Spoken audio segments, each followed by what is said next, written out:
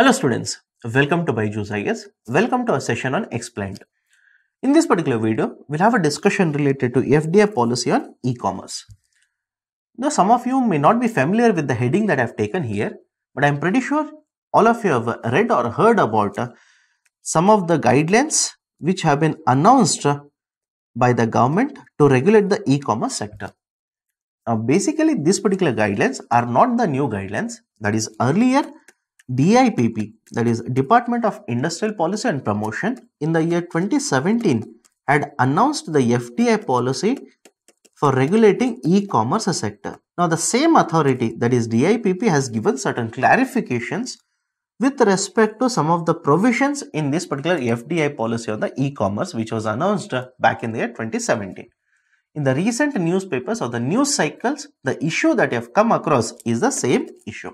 So in this particular video, we will have an understanding of what the issue is all about. Now, please understand, e-commerce sector in case of India has boomed in the last couple of years. In the year 2012, it was valued at around $11 billion, and by 2017, this has been valued at around $36 billion.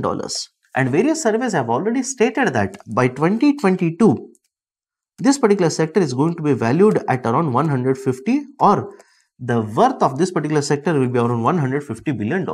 Apart from just looking at the value, we will also have to look at the multiplier effect that has been generated or that has happened because of the e-commerce sector. One, it has led to creation of jobs, huge employment opportunities.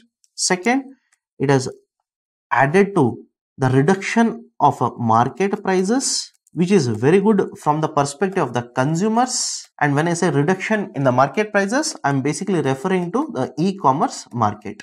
Third, it has also made a huge investment in the infrastructure, let's say the warehousing infrastructure, the transportation infrastructure, so on and so forth. That is the precise reason it has attracted not only the domestic investment as well as the foreign investments.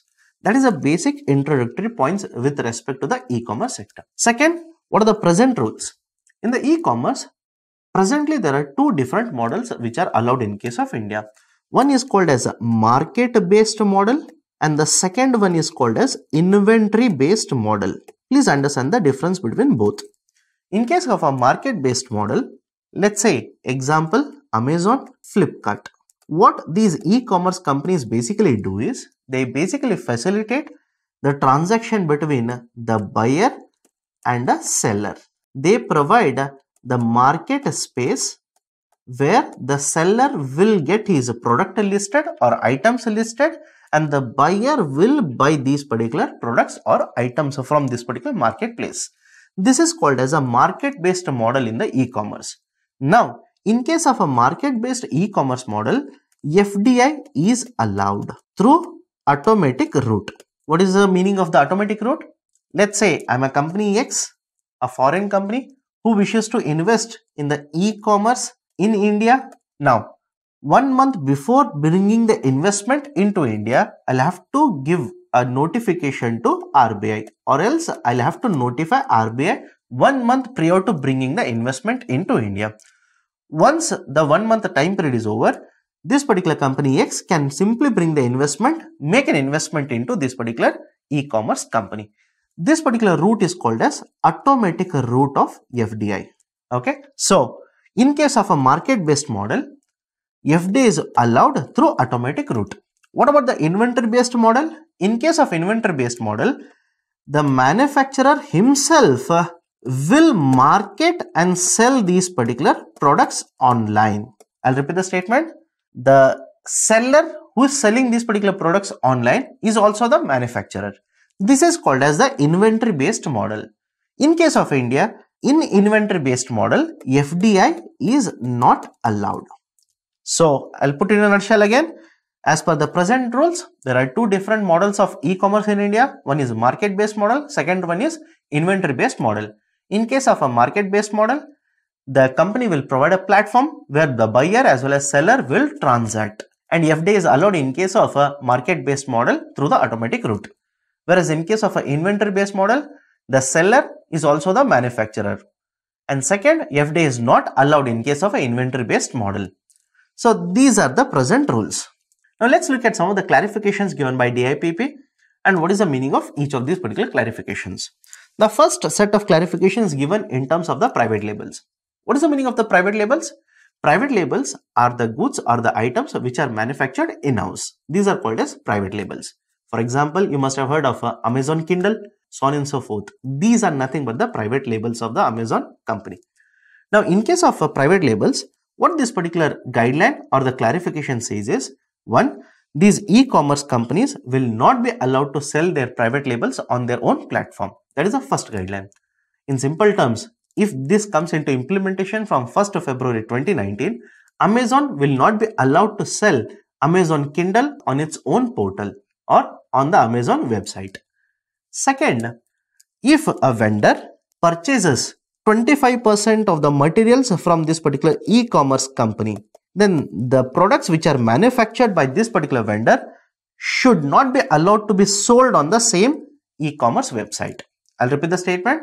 If a vendor purchases at least 25% or 25% of the goods from, let's say, Amazon and manufactures something, then sells the same product through Amazon website, this will not be allowed. This has been done in order to ensure that very few vendors will not occupy the larger market space in, let's say, a market such as Amazon market or Flipkart market. So this is another clarification.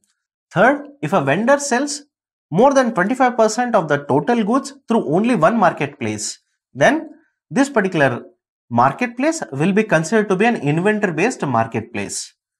I'll give an example. Let's assume here's a vendor X. He has manufactured, let's say, 100 goods, and out of this particular 100 goods, if he sells more than 25 goods through Amazon, then Amazon will be considered to be an inventory based model.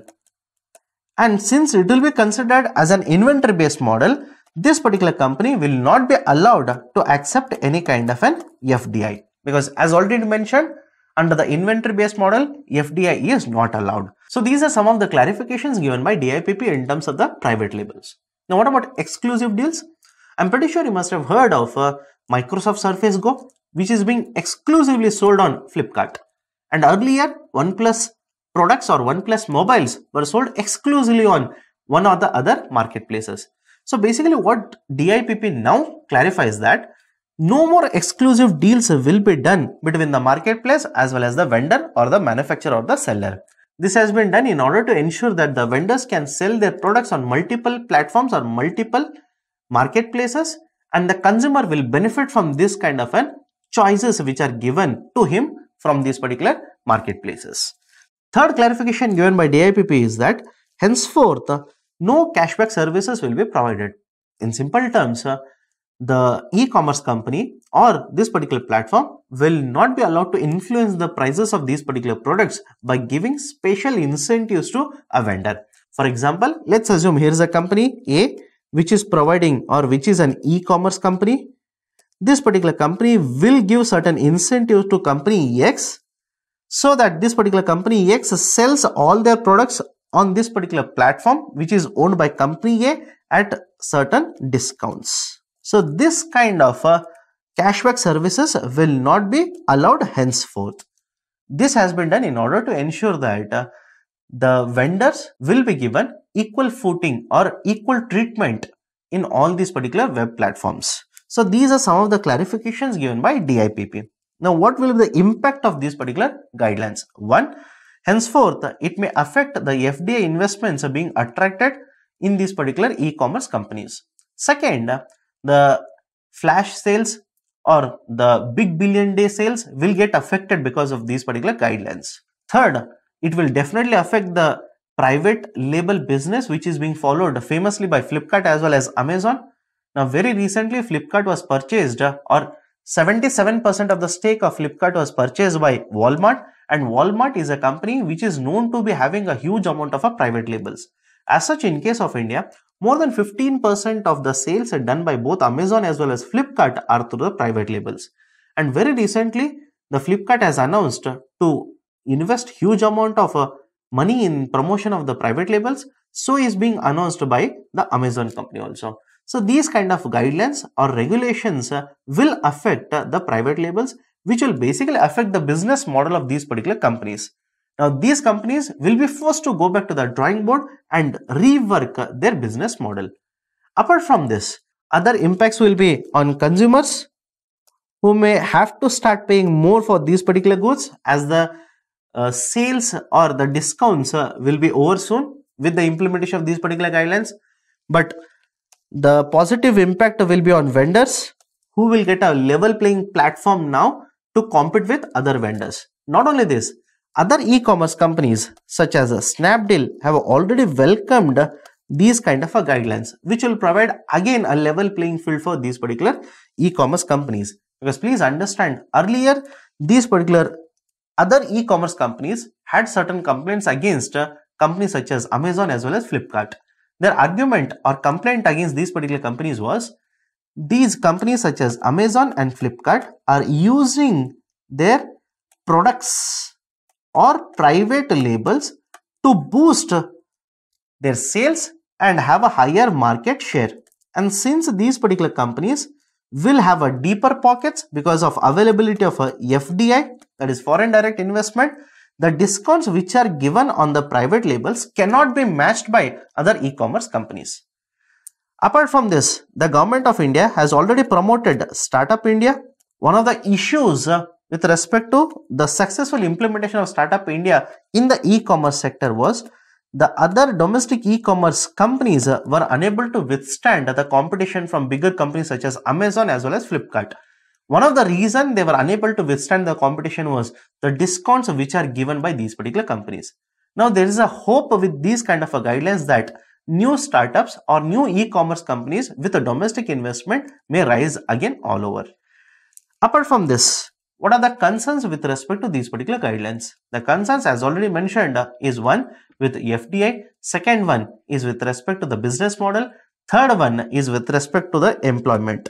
We've already seen that there's a huge generation of employment because of these kind of e-commerce companies which are growing in case of India. And the fourth one is with respect to the investment in India. And fifth is Government of India on one side says that we are going to promote ease of doing business, and on the other side gives certain clarifications which are regressive in nature. This has already been focused or this has been criticized by US India Investor Forum, and they have basically stated that these kind of guidelines are regressive in nature. These guidelines were not announced with any kind of a stakeholder consultation. These guidelines will affect not only the companies but also the consumers in the market. So these are some of the concerns related to the clarifications given by DIPP in terms of the e-commerce companies. Finally, what is the way forward? Way forward is one, the Government of India may withdraw itself from any kind of a regulation of these particular e-commerce companies, because please understand, role of the government is not to micromanage these particular companies.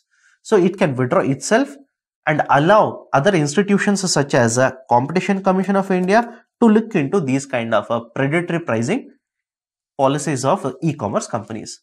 Or the Government of India should wait for the committee which it has already set up in this year to give recommendations with respect to e-commerce companies.